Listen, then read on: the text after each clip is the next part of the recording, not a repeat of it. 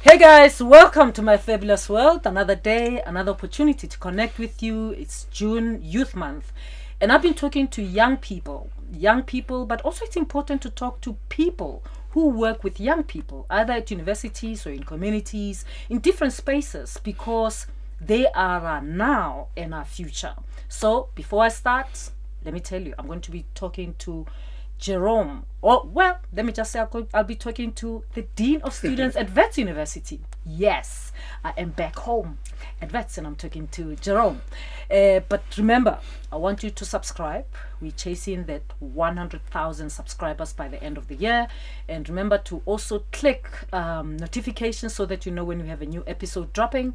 And comment, like, tell your friends, family, even your pastor, and everyone at your church. I mean, yes, we hope like that. Jerome, good to see you. Thank you so much for honoring me with this time. Prof, I was shocked when I got the note from you the other day. Why? Because at some level, there are people that we look up to. Yeah. And although in some respect I'm a leader, but there are other leaders that leaders also look up to. And you are one of those people. You look up to me? Of course. Haven't I fallen from grace? Prof. That all the universities don't want to hear anything from me. You know what? let me go there into the spiciness. Yes. Let's get spicy. I mean, leadership is not an event, right? Yeah. I don't think leadership is a singular event or a singular instance. Yeah. Leadership is a journey. It is a process. Yeah. It is about, to an extent, our becoming. Yes. And so when one look at leaders, it's also about the journeys that we walk. Yes. And who we are on that journey. Yeah. And sometimes things happen in our lives that throw us off, perhaps. No, but by the way, I didn't fall from grace. If anyone thinks I've fallen from grace, that's their problem. Yeah. I stood my ground. Absolutely. And when I couldn't take it anymore, I left. Absolutely. I wasn't charged. Yeah. I was rewarded with performance. No one ever said there are courses that are not accredited. Absolutely. Or I hired people. Without proper process. Yeah.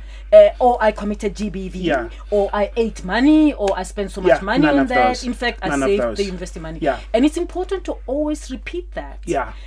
Because media has got a tendency to perpetuate untruths. And part of the lesson, right, for some of us and for young people, perhaps is about at what point do I say up to here and no further? Yes. And at what point do I say I need to be true to myself and I will take my power back and I will say, actually, nah, this is not for me. And when do I say I choose me? Yes. I don't care what you say, I choose me. Absolutely. And me is important. Absolutely. And so I'm going to bow out. Absolutely. I should have been much more spicy and say, and my university rankings didn't go down when I took office. Yeah. Prof, now that's the one part that I'm not going to be spicy on. No.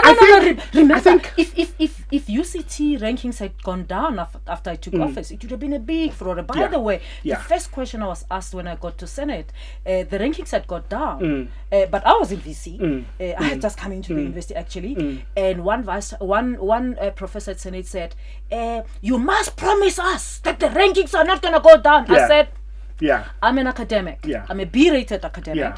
And you can be sure the academic project is my priority. And we went on, and 5 years later, we have gone up. In fact, I took the university from the doldrums to the big drums. But we know one university that has taken it down. And I always say, if that had happened to me, and UJ went above UCT, that professor would have written another book. UCT has fallen flat. The one who wrote UCT is falling would have written a bigger book.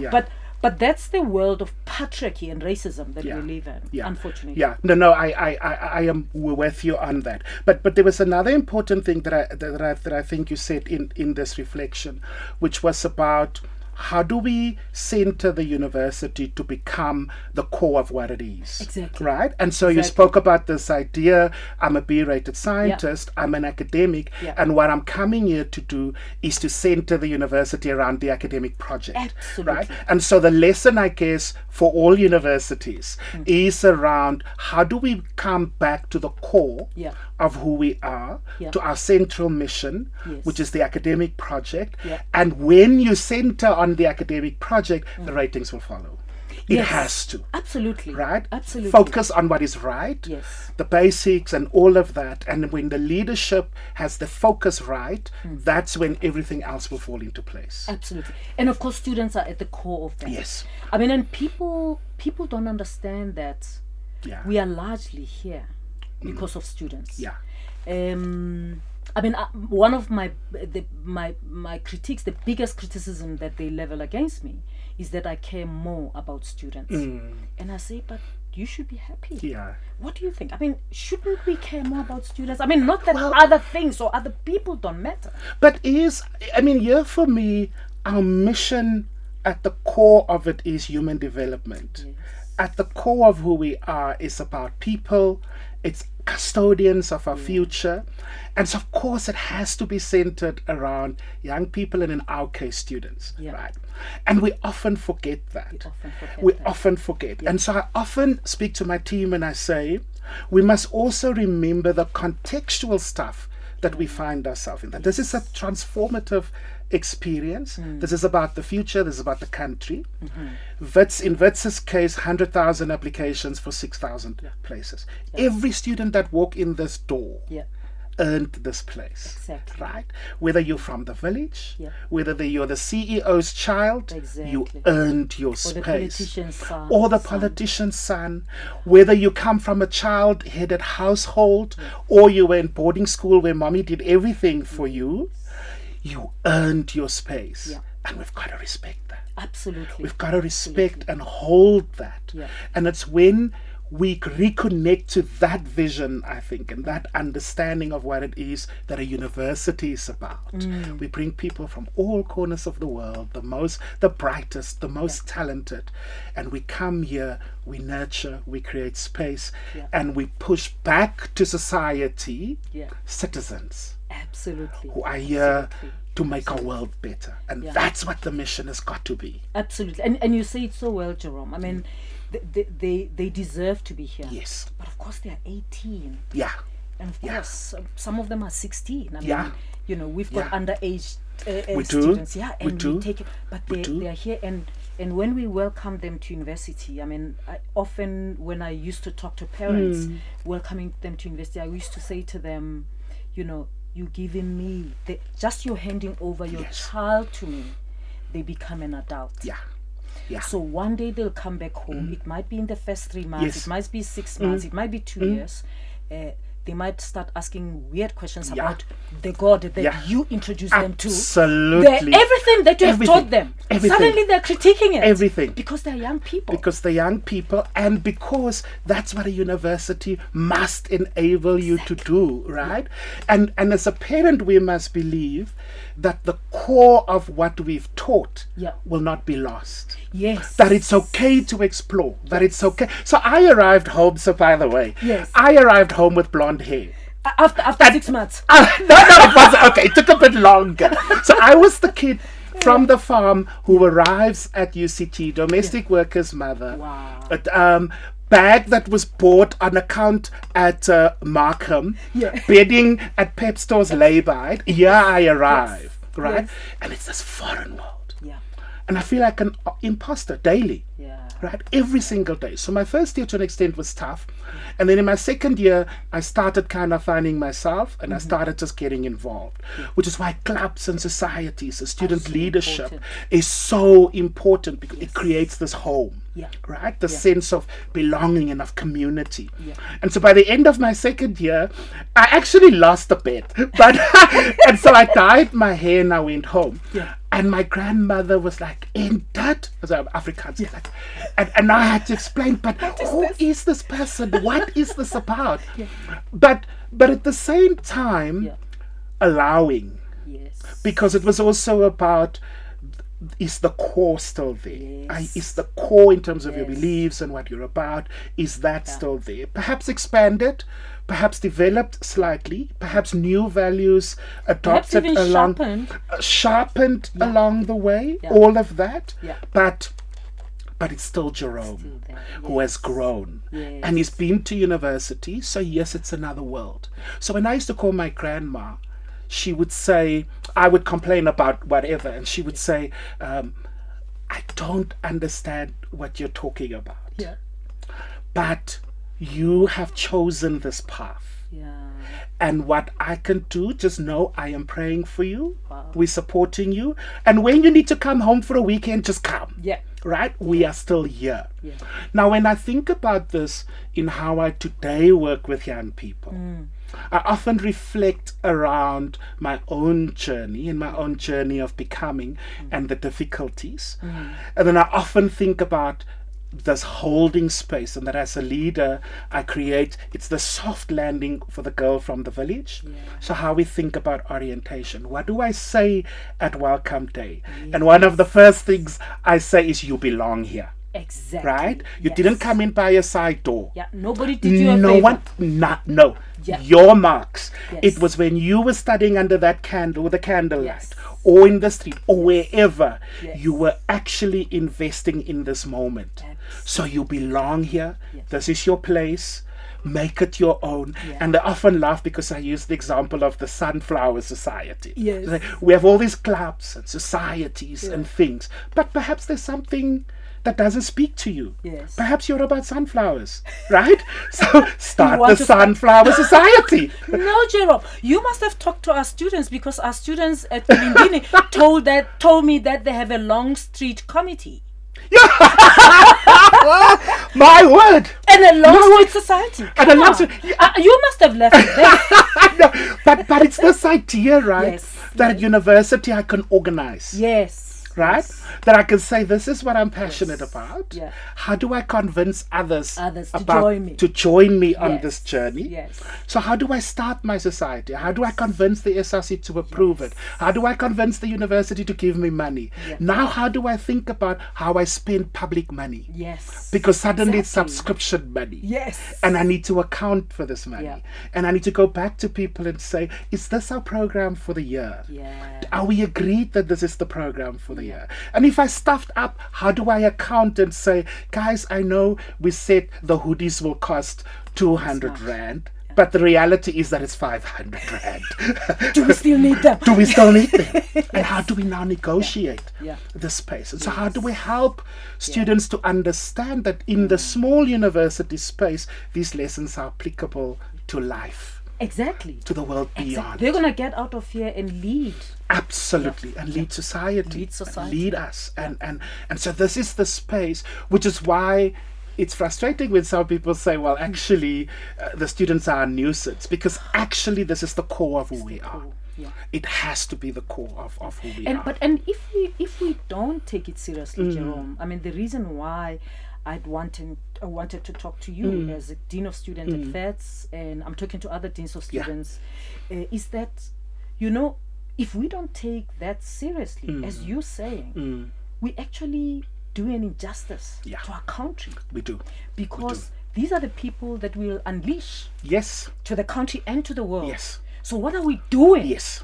To, Yes. to the leadership Yes. that we're producing. Yes. So Yes. anyone actually who's got Yes. a problem with focusing on students doesn't Absolutely. understand what this world is about. And then the question we need to ask when our alumni find themselves in certain spaces and they do the things that are not true to our values, and then we need to ask ourselves, Yes. what did we do along this journey Exactly. that enabled that, Yeah. or that perhaps gave space to that? Yeah. And what does it mean for what we do now, Now. and how we do the corrective stuff so that we don't repeat these things? Yes. And so this idea that we are not just a public institution, but we're in service of the public and in service of humanity. Well And it's said. that connect that we constantly need to talk about. So these young people, the most talented, the brightest, Yeah. and we really just the custodians of the future. Yeah. And how do we hold the space then to do that? So the important thing for me is from the word go, this is your Wits. Absolutely. Let's do this thing together. And yes, we're going to fight. And yes, Yes. we're not going to agree. Yes. But let's do this thing together. And how do we co-construct what we think the possibilities could potentially be. Correct. And that's when the best comes out. Absolutely. So that's just, and on a daily basis. So as you know, I've just come back from Polokwane, and it's last night at the alumni event where some of the young people come and they say, you know, that emergency accommodation thing that you had, I am now a lawyer, but I stayed in that emergency accommodation. And it was when I came to you and I knew there wasn't much you can do, but you gave me time. You gave me time. You gave me time. You said, let me just hear you. Yeah. And young people are not asking a lot of us. Yes. Just give me your time. Yes. But why don't we hear them? I think it's because we get fixated. Oh, potentially God. Yeah. Because we get fixated on particular types of leadership.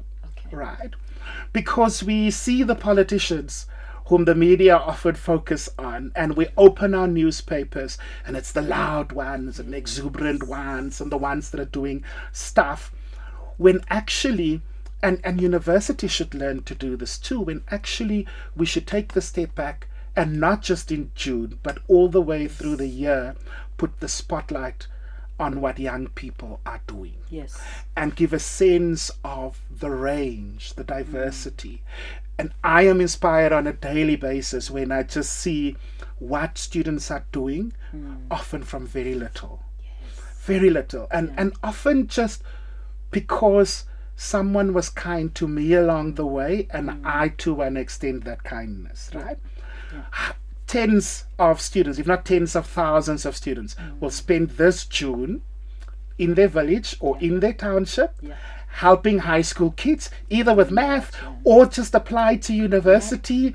But what do we do in the public space? We often go for the high flyer and not the spotlight on this one, Nhlanhla, who's just at the high school helping someone fill out the forms. And that's leadership. It is. That's giving back. That's making a difference. Because I am investing now in a matriculant's future, in the next generation. But we like the spotlight often. And so we go for the big picture ones. And I think that's the incredible thing, as you'll know from working in the universities, that one is often exposed to the full diversity and the full range. But I was telling you the story about how inspired I was, how moved I was by you sitting under the tree. And it's about being available. Saying, I hear you, I understand. Being honest with young people. Even that, I see you. Yes. You know how many of our young people for years have not seen? Not seen. And especially when you come into a space where you are one of what Wits now is about 41,000 students, where you are one of 41,000, you can just become lost in the crowd, right? And so how does someone like myself and others in leadership just walk the campus? Well, today you made me come here for the first time. We have to tell all the other Betties. You're here for the first time. And I welcomed you here. You did. You did. So just walk the campus. Just say hello.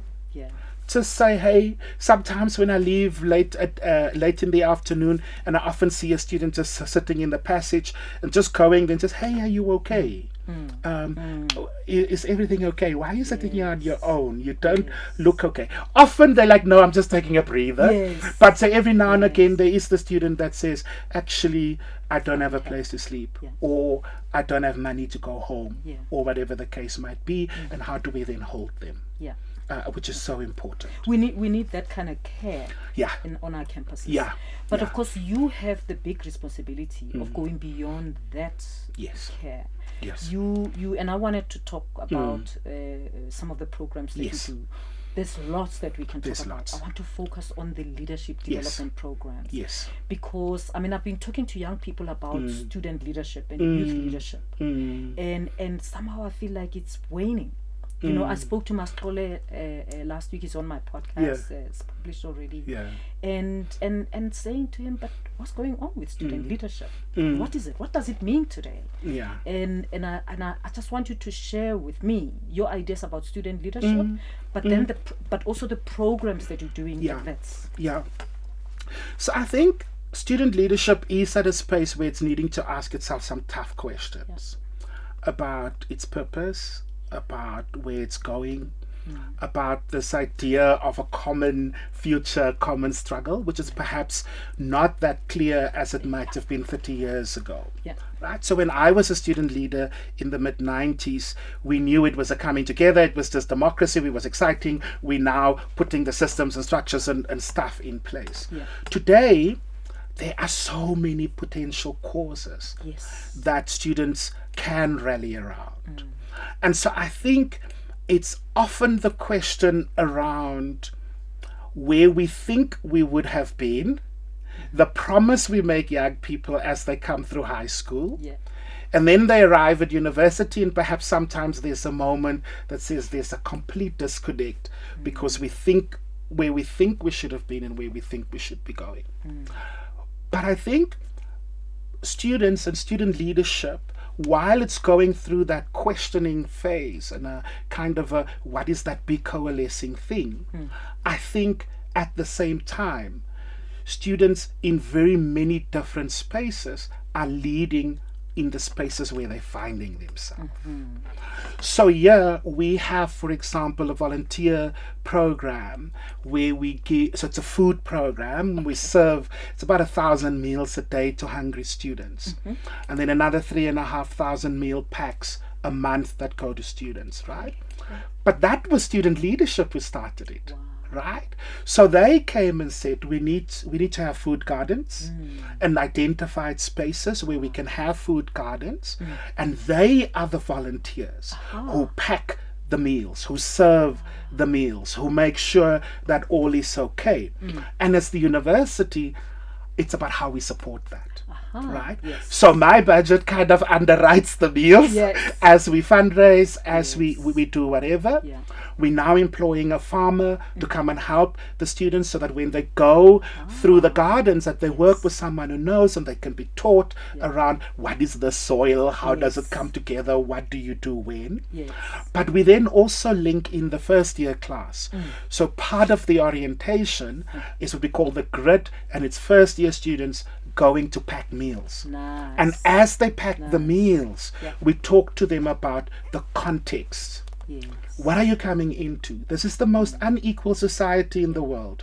You're going to see the student arriving in a Porsche, and you're going to see the other one sleeping under the bridge. Yes. And what does this mean? And they got the same results. They got the same results, right? They're in the space, they're sitting in the same classroom. We expect the same of them in terms of outcome, but this is the realities that students face.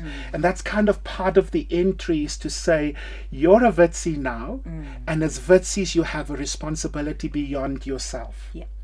Now here's a volunteer program. Some only get involved for that day. Yes. Others go back and get involved for the year.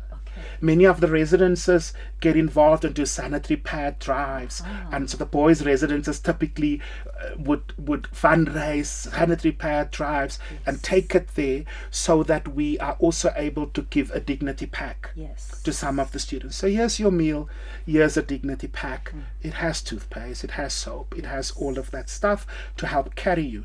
Now that is student leadership, right? That is student leadership. Yep. On the other end, we also have the entrepreneurs. I mean, your university does fantastic, your former university does fantastic stuff in this space.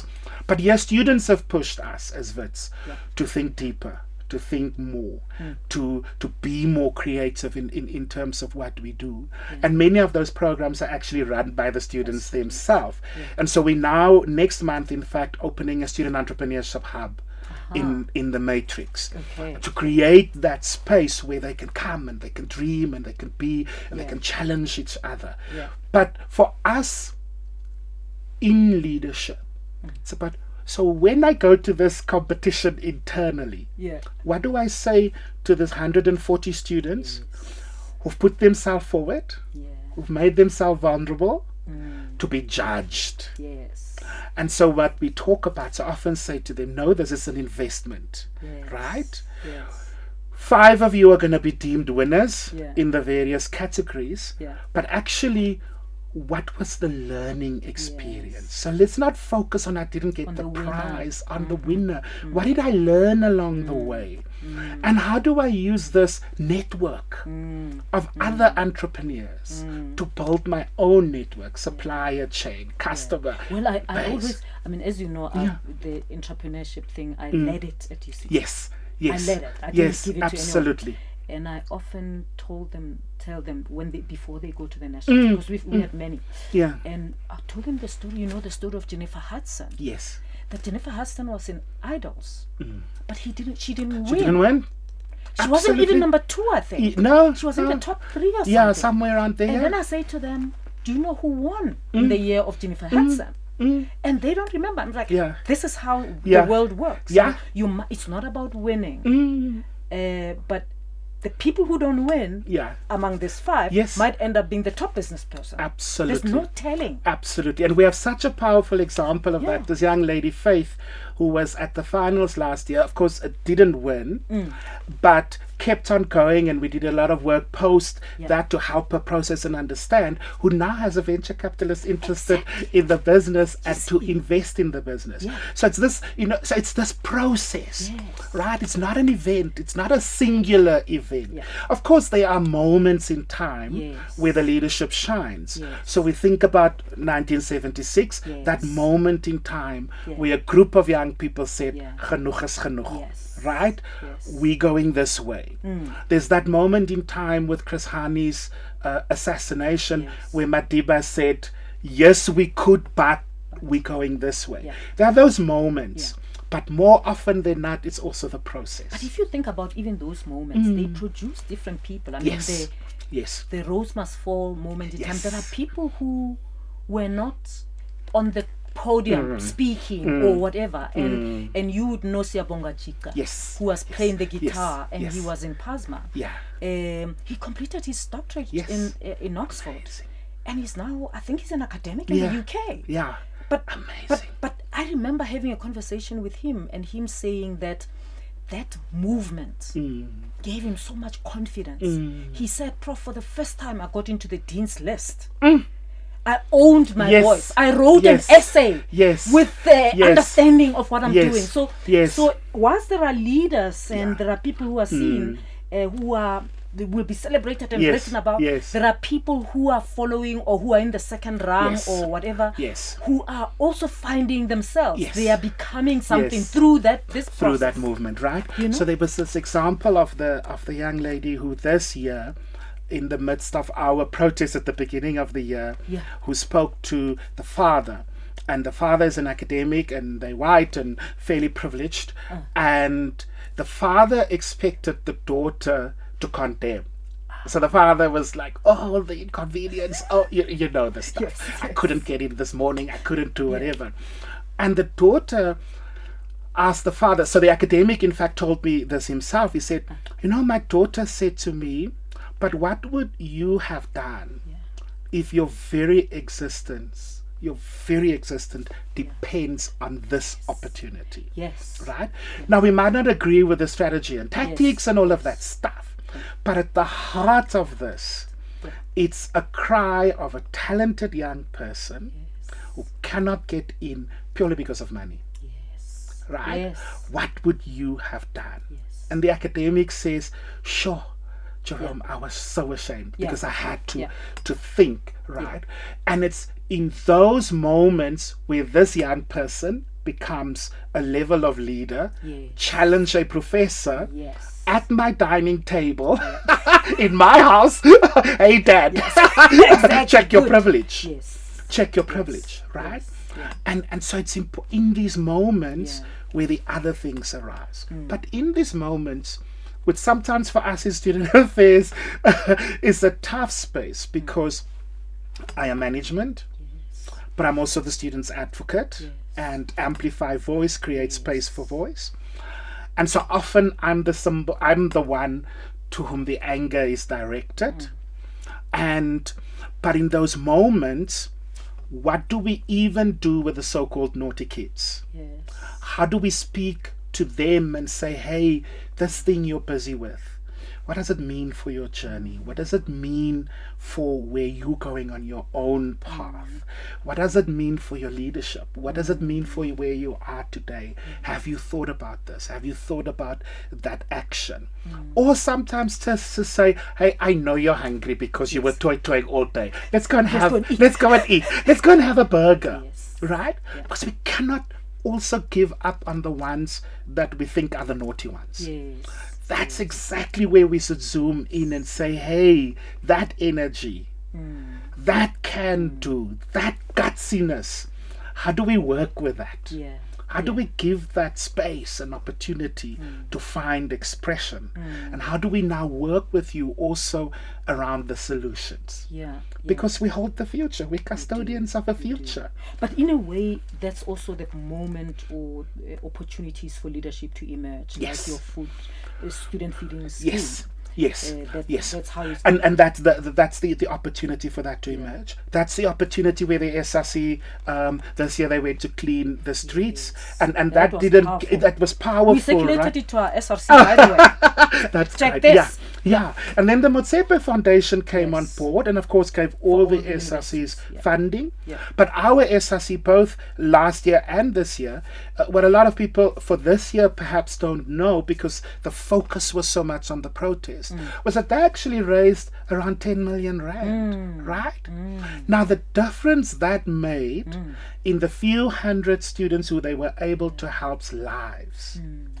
And so on the one hand we focus here, but actually look at this incredible thing that was happening. But isn't it that we don't acknowledge that publicly as leadership or reward So that the public is aware that there's the student activists are engaging in both. They go cleaning, kill bill, they raise funds, but they also agitate. Yes. You can't just say choose one. They're doing all of them.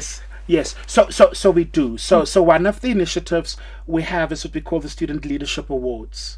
So in September, it's an awards night, and there's about 16 categories where we will then zoom in on the different areas of leadership, and we say who had the best or the most transformative project. So we don't only look at the broader leadership role, who the best society leader, the best SRC leader. We also zoom in on transformative project, community engagement initiative, gender-based harm initiative, so that you begin to put the spotlight on that.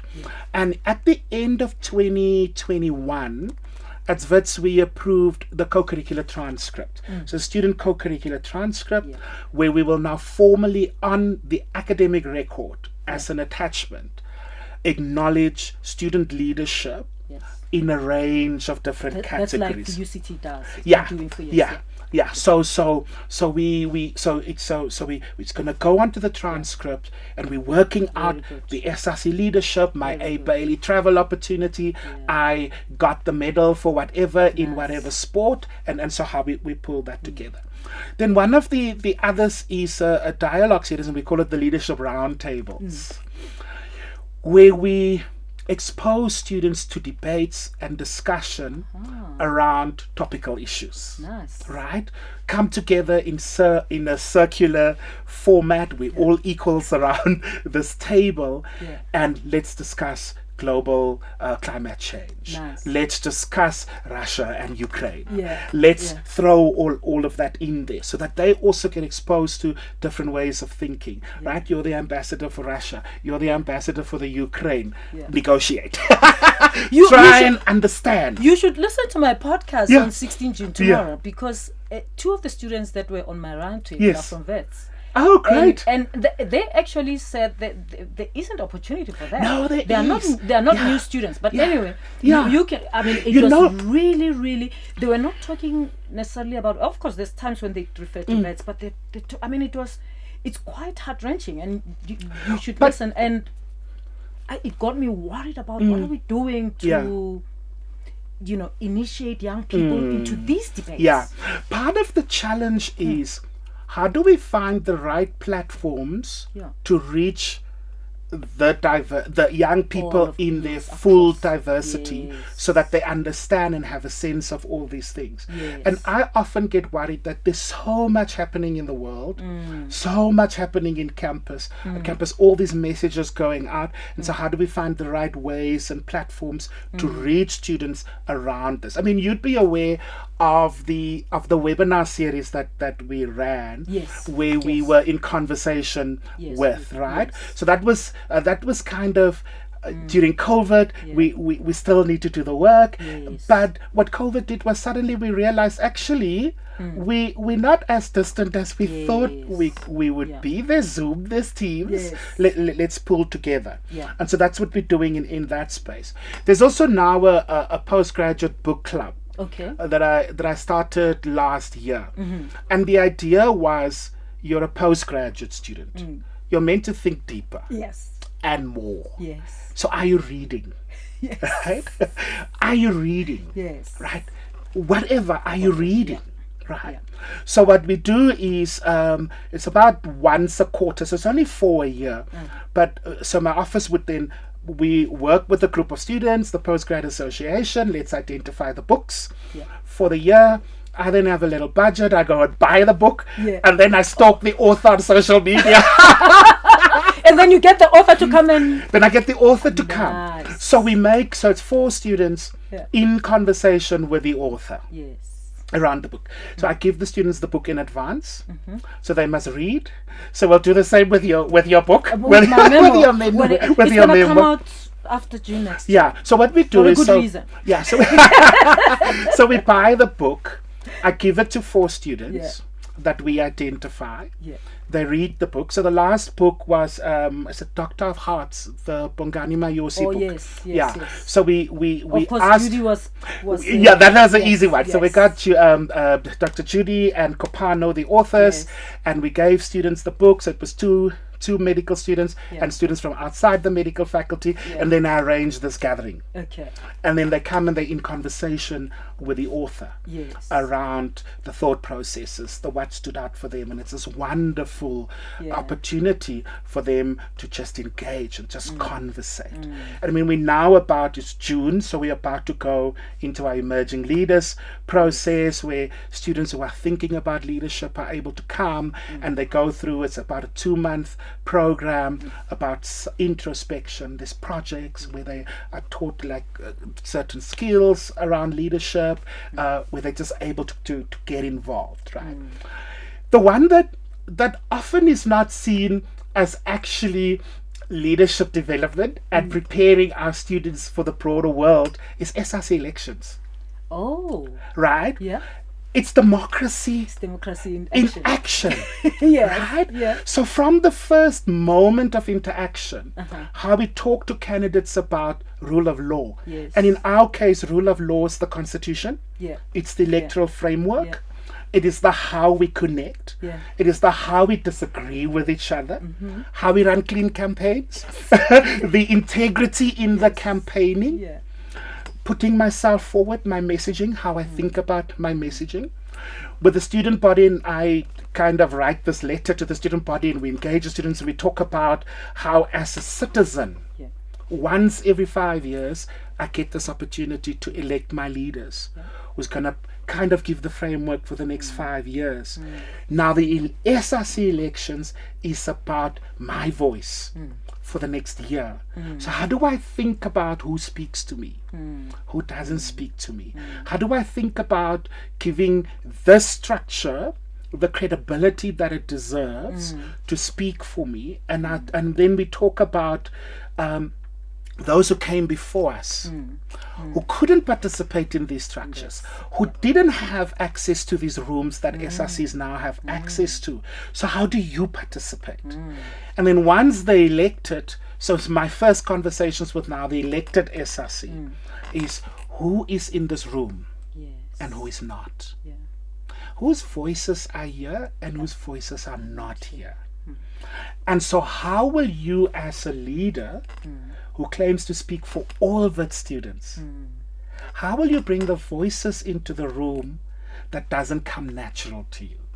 It's not in your day-to-day. So how do you think about that as a leader, that I actually, today it might be the NSFAS issues or the accommodation issues, but tomorrow it might be about issues on the sports fields, or it might be race culture stuff, gender-based harm, and all of those. And so how do you as a leader navigate the space and build your networks so that when you speak and say, Wits students say, you actually know that's what Wits students are saying.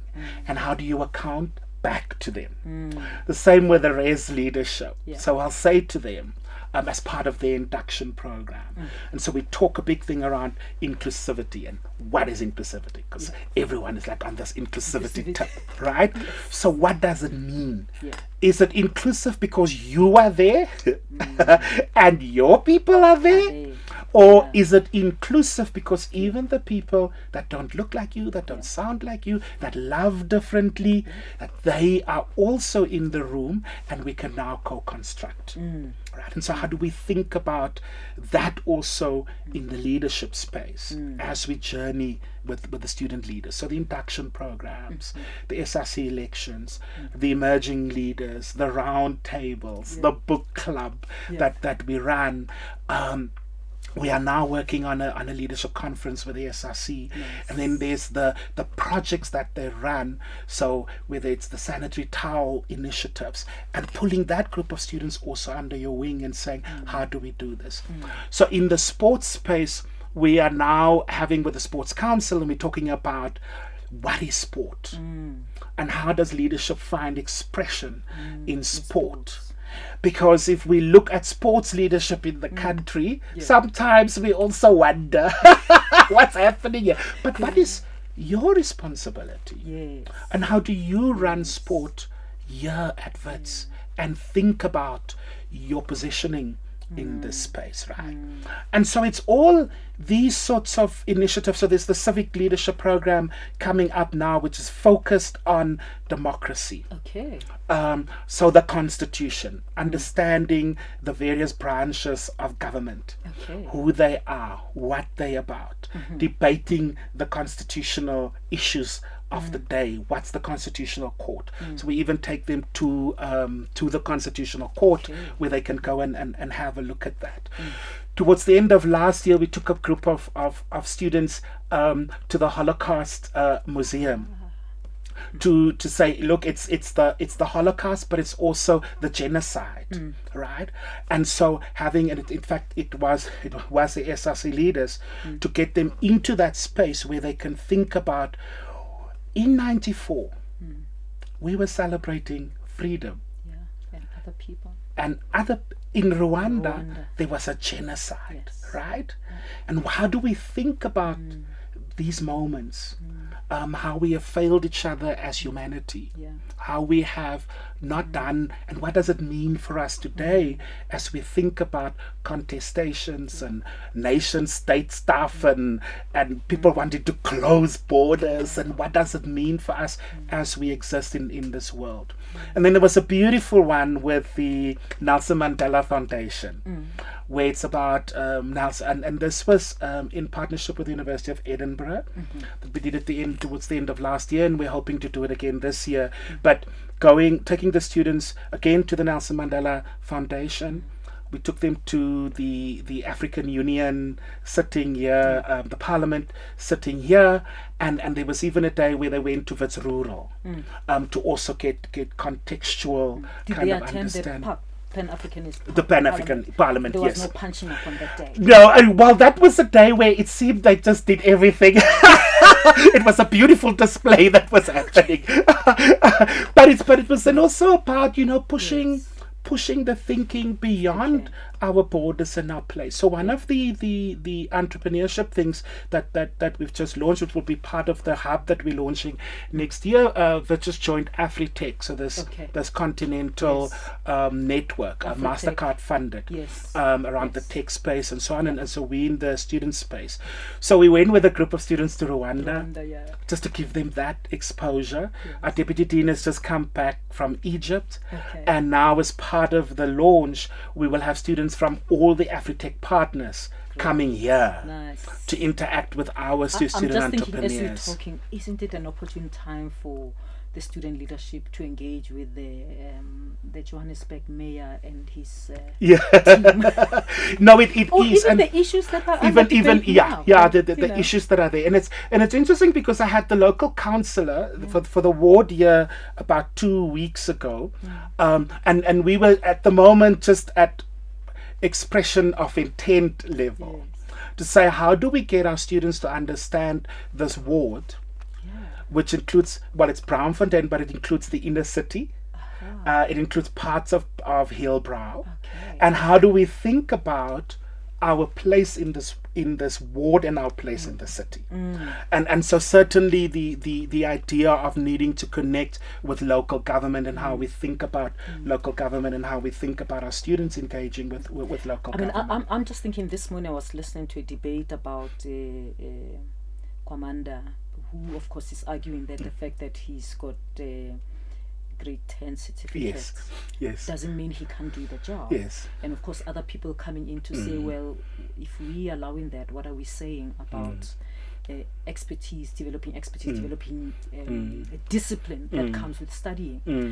But of course other people say, so what are you saying about Mazoni? Yeah. That you are not asking the same question. Is it okay to have matric? Yeah. Or Yeah. what about John Yeah. Steenhuisen? Yeah. So it seems to me that on the one level whilst there's this debate about, you know, there's youth unemployment, so what's the point of a degree, there's a need, society saying we need leaders who are qualified in whatever, and if they are black and unqualified, people get even more bizarre. But what are young people saying? They engage when they say it's useless. Can young university students talk about this as we develop leadership? Yeah. Should they not be critiquing this? They should be critiquing this, and they should also be asking the questions that you've just highlighted around the standards we use and how we apply these standards to different groups of people, right? So a different standard to women than to men, a different standard to black people than to white people, and how we think about that. And so when we and then we do need to also confront our legacy and what that means when you think about it, right? So 100,000 students, matriculants, apply to come to Wits. That means 94,000 didn't come to Wits and perhaps went to UCT or other spaces. But we know that the vast majority of young people who are leaving school are not going into further and higher education. Well, because we don't have enough universities. Because we don't have enough. Not even FETs. Even if we take just FETs and universities and take all the students who have degree qualifications, matric pass, we can't accommodate them. We can't accommodate them, right? So how do I, in that context, then say, well, actually, you don't have, therefore you can't. You can't, right? So it's a deeper question around what does my responsibility then become, accepting the privileged position that I'm finding myself in, to kind of widen the net. And to create opportunity. So for some it might be, I'm going to start this business and I'm going to be an entrepreneur, and through my entrepreneurial endeavor I'm going to create jobs and opportunity. For others it might be, I'm going to be the politician, but what kind of politician do I become? Do I just go with the flow, or do I say I'm going to swim upstream and I'm going to be that politician that's going to make a difference? Or am I going to be the mining captain? And do I think about this area that just the mine is in? I mean, some of these areas you think, come on guys, can't you just look after the roads as a very basic, right? But how do I make sense of who I am in this context and my responsibility beyond here now? And how I spread this net of opportunity and find ways of also creating opportunity for other young people who may not have been as lucky as I've been, who may not have had the opportunities that I've been. And how do we then have a different kind of conversation, that it's actually not about necessarily whether I have the degree or not, but it's also about what I do with this degree, what I do with this education, and how do I use this education to be more and to create more. And so this idea of leaders as custodians again of the future, and how we create this kind of different world. And it's and because at the same time, isn't it just an incredible time also, I think, to be young? Right? Now it's tough, yes, but there's a world of opportunity. And how do we link into those opportunities? And it often, for young people who might struggle with this, it is sometimes about just start where you find yourself. Right? So the young lady who challenged father at the dining table about his privilege, right? Or these young students who will now go to their schools, to their villages to help other young people apply to university or to whatever the opportunities are. How do I start where I am? So last year during the centenary, just quickly, I was quite clear that we needed to also find ways of students defining for themselves how they will participate in the centenary. Right? So we ran this competition on campus and we said to students, I have a little budget, it's not a lot, but here's a 10,000 rand, we can have 5 projects. Apply for it. And about 120 ideas came forward. Wow. Right? Wow. Of students saying, I think we should do this. I think we should do that. I think we should do whatever. And so we had a little panel and students had to come and present to us. And it was just the most amazing little things that came forward in how students said, this is how we should celebrate. So the one was when you go to the mining and engineering building, there's a tree of what do they call it? Like a tree of the future. It's like a tree that marks the journey of Wits and recognizes historical figures, right? But it's this living tree. So there's 100 names on there that students had to decide who will go on the tree. Someone might want to go and have a look, wink, wink. But is my name there? Go and have a look. I thought I'm off your books. No, I thought Adam left with my name. You know what? We always say, and I was saying this to the Witsies at the reunion yesterday. You know this. You're a Witsie for life. No, I'm right? a Witsie for life. But I served Wits even after I left. I was president of convocation, and the red bus used to talk about me when it stopped here. Oh wow! Yes. Oh wow! But I've been a donor for Wits for years. I actually stopped last year. Oh wow! Yes. Oh, wow. There's a good reason, but because of the team. But somehow it felt to me when Adam left, it felt like he took my name and my bag, my name into his bags. And I don't know. Maybe I don't get it, but it never felt the same. But I should go and see the tree. Maybe I'll be revived. I think often institutions, you'll know this, go through different phases. And as it's because we're now at a point where a lot of the work over the last year had been around Vision 2033, about rethinking who we are and about this idea of the people-centered university. And so a lot of the work and the focus had been around that, and of course the centenary campaign. But have a look at the tree, and you'll understand that whilst in some spaces you may not have featured, in other spaces you remain prominent, right?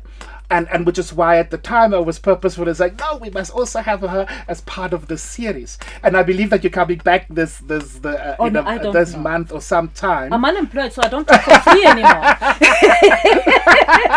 Which I fully understand. But it was this group of students, but they were also saying it's engineers of the future. And they were also saying, but we need to leave some of the leaves blank. Oh yes, because and so we took the first years then. They had a session with the first years this year, and they were saying to the first years, because perhaps it's your name. That needs to come onto this tree, right? So we had that as one of the wonderful initiatives. There was the flash mobs, and it was just allowing that creativity to come, and it was, but that stuff has to be purposeful. You have to really take a step back and say, we are about students. Absolutely. It's got to come back to that core. It's Yeah. got to come back to that and be purposeful around it and intentional around how we bring the student voice in. Yeah. And then they just shine. I mean, there's all these academic dinners that the house comms are throwing where they're celebrating each other and the academic achievement is putting the spotlight Yes. on that academic achievement. It's also so important. Yeah. There's in the gender-based in the GEO space, the young people who are the advocates, the who go and train other students around it. In the transformation office, there's the safe spaces training. Okay. And so it's this idea that the physical space needs to be safe, but also the individual needs to be the safe space. Yes. Right? So I joined, so I also went through the training. Yes. Because as Dean of Student Affairs, are you safe? Are you safe? Yes. Are you a safe space Yes. for members of the queer community? Yes. Can they come to To you? you. And when they come, are you not going to do judgment? Are you not going to do whatever? Are you safe? And so it's the students also running with the Safe Spaces initiative. I mean, you may have seen the wonderful SRC initiative around the jumping castles. Oh yes, I Right? saw it. Yes. So Yes, the beautiful. de-stress zones. Beautiful, Right? And that beautiful. was a lesson Yeah. we learned. I went to the University of Bath where I'm studying, Yeah. and so just before the exams they had ponies and jumping castles and all sorts of things Yeah. up. And then I mentioned it to the SRC, and of course we all at first laughed. Laughed. And then the But- SRC, like the seed was planted, and they thought about it and thought about it. And then they said, actually, Dean, will you fund it? Because jumping castles cost, Yeah. right? And so that's what we now do. So before every exam, Exams. the SRC runs these jumping castles. But what happens around it is that the counseling and other support officers have a presence where the students can then come and learn about the support that's available and be able to just have that safety net. Again, this is what young people are doing, right? There are other young people who are just doing amazing things in tutoring and creating postgraduate networks and a range of things. So when people ask me about student leadership, it's alive. Yes. It is thriving. Yeah. There's a lot happening. Yeah.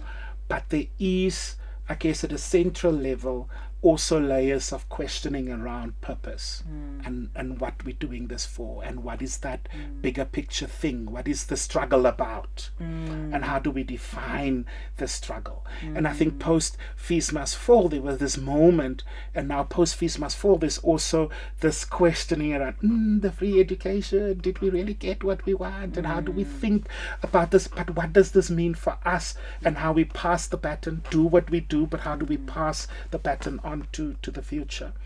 So it's alive. I think student leadership in particular, youth leadership, it's alive, it is well, but it's finding expression in different ways. Different ways. It is not the what we may have in our minds, the political space, the toying. It's not necessarily that. It is a range of other things. Absolutely. But at the heart of it, it is young people creating their futures. Great, Jerome. I mean, I'm so excited to hear you talk about this because I'm a Wetsy, Yes. and my career was made at Wits. I often, I mean, I often, when I talk about my career journey, Wits stands tall. And I think if there's one institution that I've contributed, that I feel I've contributed most to, time, body, soul, spirit, and money, I would say it's UCT, that I did willingly and nobody forced me, not because it's a job, not because it's whatever. And I'm glad that that energy, I mean, seeing you speak and hear, I mean, of course I know you and what you bring to the space, but I'm delighted that the work is continuing and you see the place of students at the core of what we do. And of course there will be students who are naughty. Young people are supposed to be naughty, otherwise they are not normal. No, absolutely. If they are not naughty, if there's no naughty one, there's something wrong. No, absolutely. Unfortunately, in the process, some get traumatized and they drop out. That's the problem. Sad, Some will fly, some will be the teacher's pet and they will do other things. But we've got a range, and I'm glad that you see all of that range and you're working with with them as you do. I hope we catch up again next time. No, we must. But I've we enjoyed must. having We a must. It wasn't Yeah. an interview. Yours was No, a conversation. no, it was a right? wonderful conversation, right? And you know, it's this thing which I said to you. It's a labor. I don't even want to call it labor because it sounds wrong. But it's this labor of love, right? You've got to do it because it's love it. You love young people. You want to connect with young people, and you want to invest in their future. You want, and you understand where they're at in their development trajectory, and you accept that's where they're at, and then you journey. But it's about love, right? Don't expect them to behave like 60-year-olds.